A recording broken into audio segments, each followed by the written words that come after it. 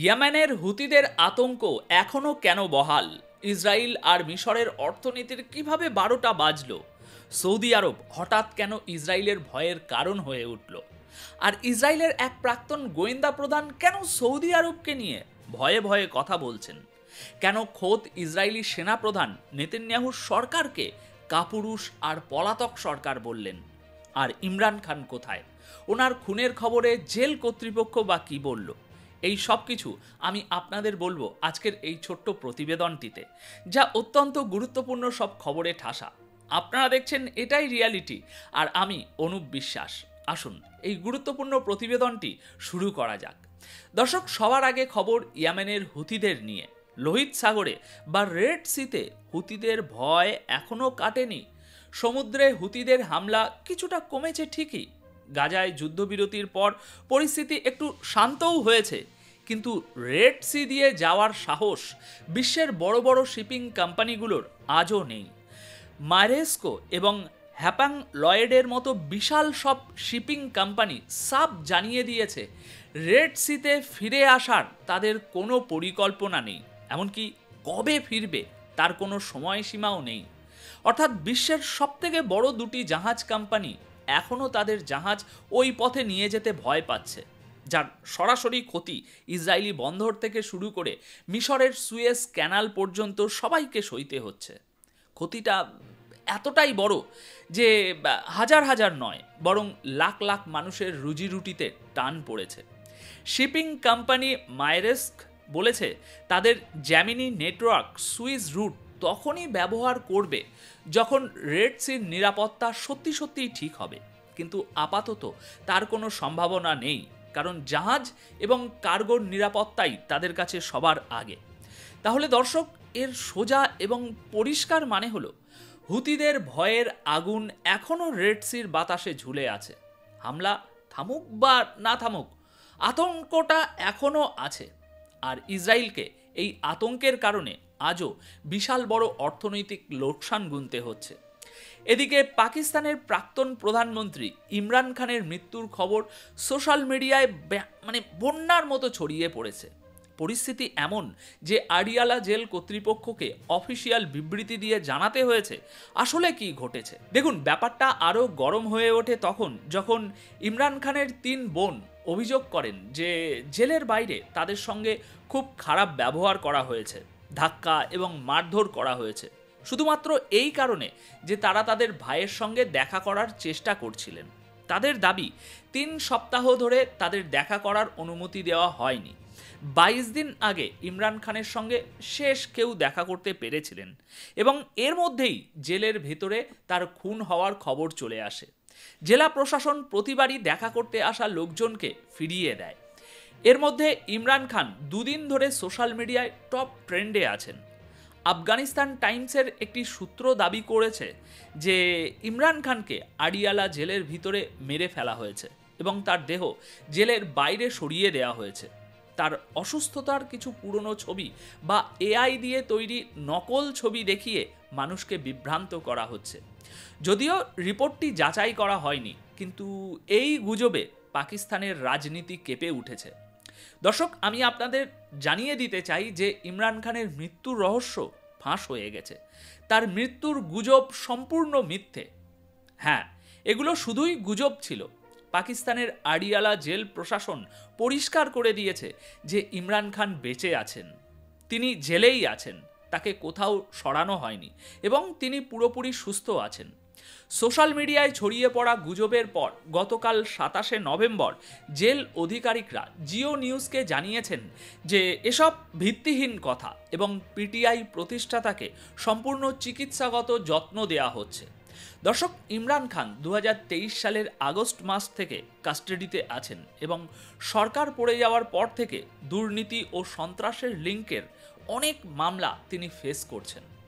দেখুন, আমরা মন গড়া খবর বানাই না, তাই আমরা ভাবলাম আজ বিষয়টা পরিষ্কার করে দিই। জেল প্রশাসন নিশ্চিত করেছে ইমরান খান বেঁচে আছেন। মৃত্যুর খবর, খুনের খবর সব মিথ্যে।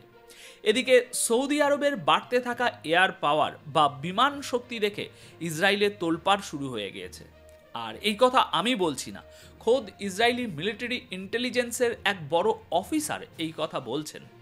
এই ব্যক্তি আইডিএফ এর গুপ্তচর বিভাগের প্রাক্তন প্রধান ছিলেন, যার নাম তামির হেইমান।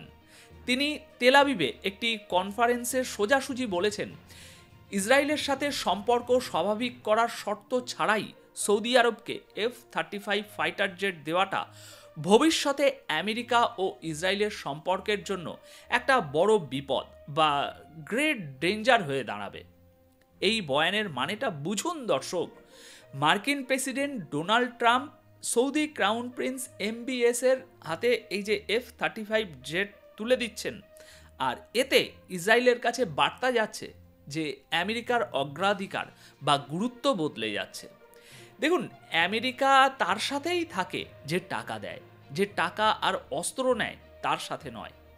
আইডিএফ এর প্রাক্তন গোয়েন্দা প্রধান হেইম্যান বলেছেন, ইসরায়েল ও আমেরিকার বিশেষ সামরিক সম্পর্ক এখন বিপদের মুখে।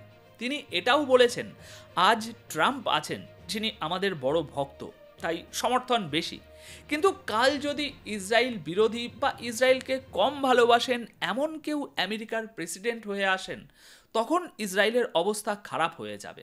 তখন তারা সৌদি আরবকে না জানি আরও কি দিয়ে দেবে।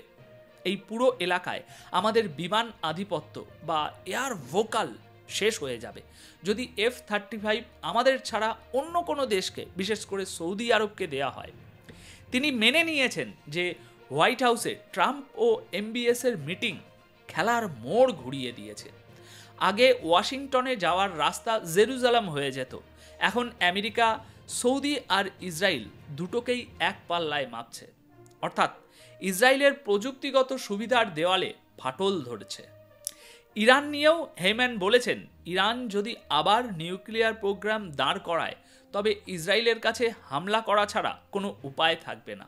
মানে মোদ্দা কথা, সৌদি আরবের এয়ার পাওয়ার আর আমেরিকার তাদের প্রতি ঝোঁকা দেখে ইসরায়েলের ঘুম উড়ে গেছে। ইসরায়েলের নিজের বড় সেনা অফিসারের বয়ানেই এই ভয় স্পষ্ট। ইসরায়েলের খবরের কাগজগুলোও এই খবর লিখছে। ইসরায়েলের জন্য ইরান নামক মাথা ব্যথা আগে থেকেই ছিল, এখন সৌদি আরব নামের নতুন মাথা ব্যথা তারা নিজেরাই ডেকে এনেছে।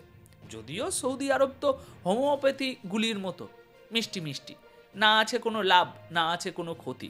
তাহলে কেন ভয় পাচ্ছ ভাই? নিয়েও যদি নেয়, চালাবে কোথায়?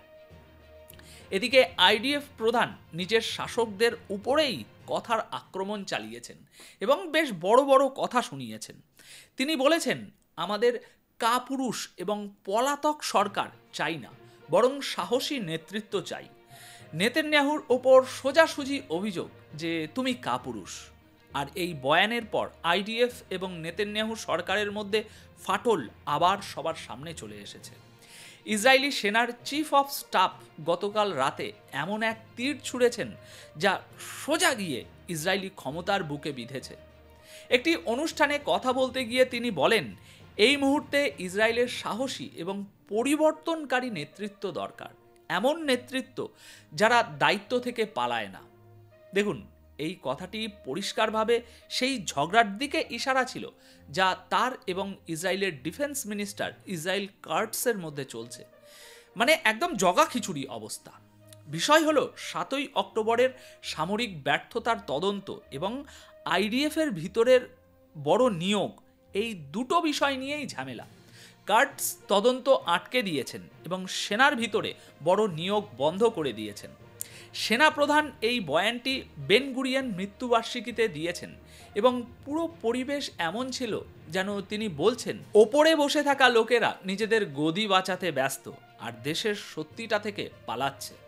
দর্শক, আইডিএফ এবং সরকারের মধ্যে বড় মত পার্থক্য রয়েছে।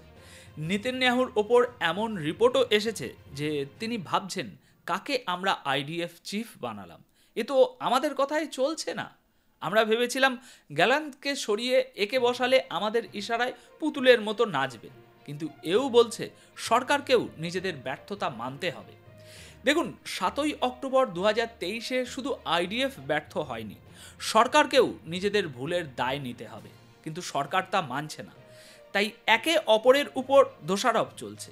আর এর মধ্যেই সরকারকে কাপুরুষ বলাটা নিজেদের মধ্যে একটা বিশাল বড় অভিযোগ। যারা নিজেকে দুনিয়ার সামনে খুব সাহসী বলে দাবি করেন, আর আমাদের এখানকার কিছু অন্ধভক্ত যাদের সাহসী মনে করেন, তারা আইডিএফ প্রধানের এই বয়ানটা ভালো করে শুনে নিন। ইসরায়েল সরকারের আসল রূপটা কি। অনেক অনেক ধন্যবাদ এই খবরগুলো দেখার জন্য। আশা করি প্রতিবেদনটি আপনাদের ভালো লেগেছে। যদি ভালো লেগে থাকে তবে এটি বন্ধুদের সাথে শেয়ার করুন, ফরওয়ার্ড করুন। আর যারা এখনও সাবস্ক্রাইব করেননি এই চ্যানেলটিকে করে নিন। চ্যানেলটা তো আপনাদেরই ভাই, আমি তো শুধু খবরের সেবক। অনেক ধন্যবাদ। ভালো থাকবেন, সুস্থ থাকবেন।